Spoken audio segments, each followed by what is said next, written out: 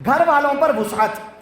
اس ماہ میں 10 محرم کو، محرم کی 10 تاریخ کو گھر والوں پر وسعت کرنا، فراخی کرنا، روایات میں آتا ہے کہ آپ صلی اللہ علیہ وسلم نے ارشاد فرمایا من وسع علی عیالہ یوم عاشوراء وسع اللہ علیہ سائر سنتہ، کہ جو کوئی اپنے گھر والوں پر محرم کی 10 تاریخ کو، یوم عاشوراء کو وسعت کرتا ہے، فراخی کرتا ہے، تو اللہ تعالیٰ اس پر پورے سال فراخی کرتے ہیں۔ پورے سال اللہ تعالیٰ اس کے لیے وسعت اور فراخی کے معاملے اور فیصلے فرماتے ہیں۔ اب اس کا کیا مسئلہ ہے؟ ایک یہ روایت ہے، اس روایت کے بارے میں پہلے تو یہ بات آپ سمجھ لیجئے کہ یہ روایت چند صحابہ کرام سے منقول ہے۔ حضرت ابو سعید خدری رضی اللہ عنہ، حضرت عبداللہ بن مسعود رضی اللہ عنہ، حضرت عبداللہ بن عمر رضی اللہ عنہما، حضرت ابو ہریرہ رضی اللہ عنہ، جابر بن عبداللہ رضی اللہ عنہما، ان سب سے یہی روایت منقول ہے کہ جو کوئی محرم کی 10 تاریخ کو اپنے گھر والوں پر وسعت کرے گا، اللہ اس پر پورے سال وسعت کریں گے۔ یہ روایت اتنے صحابہ سے مروی ہے، مگر یہ روایت ضعیف ہے۔ جتنی روایتیں ہیں صحابہ کرام کی وجہ سے روایتیں ضعیف نہیں ہوتی ہیں، صحابہ سے پہلے جو چین ہوتی ہے روایت ہم تک پہنچنے تک، وہ جو چین سسٹم ہے، وہ چین سسٹم کے اندر کئی راویوں میں گڑبڑ ہو گئی تو روایت ضعیف ہو جاتی ہے۔ تو جتنی روایتیں ہیں گھر والوں پر وسعت کرنے والی، سب کی سب ضعیف روایتیں ہیں، سب کی سب ضعیف ہیں۔ مگر ضعیف ہونے کا یہ مطلب بھی نہیں ہے کہ یہ روایات موضوع من گھڑت ہے، یہ روایات باطل ہیں۔ بعض لوگ کہتے ہیں کہ بھئی یہ روایتیں بنو امیہ نے گھڑ لی ہیں، یزیدیوں نے گھڑ لی ہیں اور گھڑ کر کے امت میں پھیلا دی ہیں اور بالکل باطل ہے، اس دن گھر والوں پر وسعت کرنا جائز نہیں ہے۔ بعض لوگ ایسا کہتے ہیں، یہ غلط فہمی ہوئی ہے، کیونکہ زیادہ سے زیادہ یہ کہا جا سکتا ہے کہ یہ روایتیں ضعیف ہیں، مگر ضعیف ہونے کے باوجود یہ روایتیں حجت ہے۔ کیسے حجت ہے؟ امام بیہقی رحمۃ اللہ علیہ فرماتے ہیں کتاب شعب الایمان جلد نمبر 7 صفحہ نمبر 379 میں، وہ کہتے ہیں ان ساری روایتوں کو ذکر کرنے کے بعد، ضعیف ساری روایتوں کو ذکر کرنے کے بعد اس ٹاپک کی وہ کہتے ہیں هذه الاسانید وان كانت ضعیفة فهي اذا ضم بعضها الى بعض اخذت قوة، کہ یہ تمام کی تمام سند، تمام کی تمام چین سسٹم اس ٹاپک کی، گھر والوں پر وسعت کرنے والی، اگرچہ سب کی سب ضعیف ہے، مگر جب ایک کو دوسرے کے ساتھ ملا دیا جائے تو اتنی زیادہ ہونے کی وجہ سے اس میں قوت پیدا ہو جاتی ہے۔ امام بیہقی رحمۃ اللہ علیہ نے یہ بات ارشاد فرمائی۔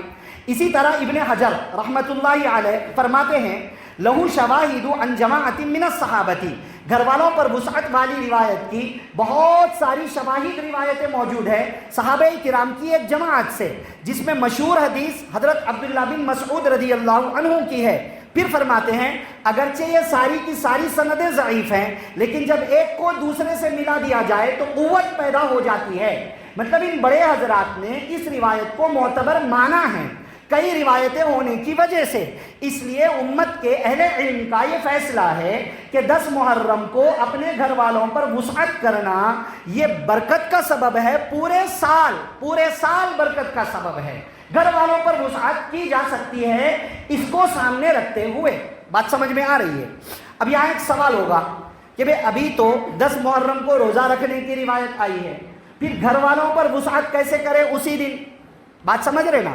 اسی دن روزہ رکھنے کا مطلب ہے بھوکے رہنا، پھر گھر والوں پر وسعت کرنا، پکا کے کھلانا، یہ کیسے پاسبل ہے؟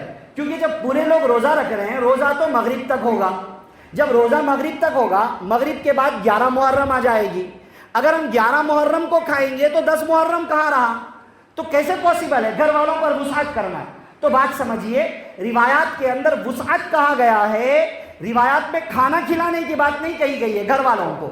اور گھر والوں پر وسعت کرنا، فراخی دینا کا مطلب یہ ہے آپ ان کو پاکٹ منی دے دیجئے، آپ ان کو ان کے خرچے کے لیے پیسے دے دیجئے، آپ ان کو کچھ کپڑے دلا دیجئے، ان کی ضرورت کا کوئی سامان دلا دیجئے، یا پھر سحری کے وقت میں کر لیجئے، سحری کے وقت میں کھلانا ہی اگر ہے سحری کے وقت میں کر لیجئے، کوئی حرج کی بات نہیں۔ وسعت کرنے کی بات کہی گئی ہے، کھانا کھلانے کو لازم قرار نہیں دیا گیا ہے، اس لیے ڈاؤٹ کوئی میٹر نہیں کرتا ہے۔ محض اس ڈاؤٹ کی وجہ سے 10 محرم کو گھر والوں پر وسعت کرنے کو غلط قرار دینا یہ بات صحیح نہیں ہے۔ بات سمجھ میں آ رہی ہے؟ اس کو ذہن میں رکھیں۔ محرم کا مہینہ چونکہ برکت والا مہینہ ہے، پھر 10 محرم کو وسعت کرنے کی روایت موجود ہے، اگرچہ ضعیف ہے سب کی سب، مگر باطل اور من گھڑت نہیں ہے۔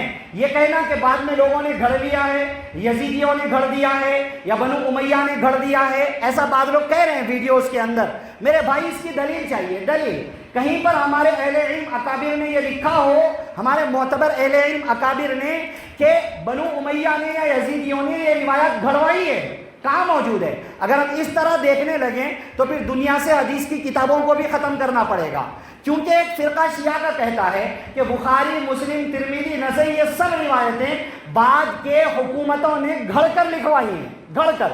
اگر ہم ایرے غیرے کی بات سن کر روایتوں کو گھڑا ہوا کہہ دیں تب تو پھر پوری بخاری من گھڑت ہو گئی، تب تو پھر پوری مسلم من گھڑت ہو گئی۔ ایسے ویسے ان کی بات پر کیوں بھروسہ کرے بھائی؟ جب امام بہقی کہہ رہے ہیں، جب امام ابن حجر کہہ رہے ہیں کہ سند اگرچہ ضعیف ہے مگر روایات معتبر ہے، اتنے بڑے اہل علم کا فیصلہ ہم نہ مان کر آج کل کے ایسے ویسے لوگوں کا بات کو سن کر کنفیوز ہو جائیں، اچھی بات نہیں ہے۔ انٹرنیٹ پر زیادہ نہ رہا کریں، انٹرنیٹ کی وجہ سے صرف کنفیوژن ہوتا ہے، پختگی حاصل نہیں ہوتی ہے، بات سمجھ رہے نا؟ چلو ٹھیک ہے، مان لو تھوڑی دیر کے لیے، یہ ہم اس روایت کو سائڈ میں کر دیتے ہیں۔ سائڈ میں کرنے کے باوجود یہ مہینہ برکت والا ہے، قرآن کی آیت سے ثابت، آپ صلی اللہ علیہ وسلم کے ارشاد سے ثابت، اللہ کا مہینہ ہے روایت سے ثابت، تو پورا مہینہ برکت والا ہے۔ جب پورا مہینہ برکت والا ہے تو 10 تاریخ بھی اس مہینے کے اندر داخل ہے۔ اب اگر کوئی اس کے برکت والا مہینہ ہونے کو سامنے رکھ کر اپنے گھر والوں پر 10 تاریخ کو وسعت کر لے، 11 تاریخ کو وسعت کر لے، پورے مہینے میں وسعت کر لے، کیا اعتراض کی بات ہے بھائی؟ کیا خرابی کی بات ہے؟ خواہ مخواہ امت کے اندر کنفیوژن کیوں؟ بات سمجھ رہے نا؟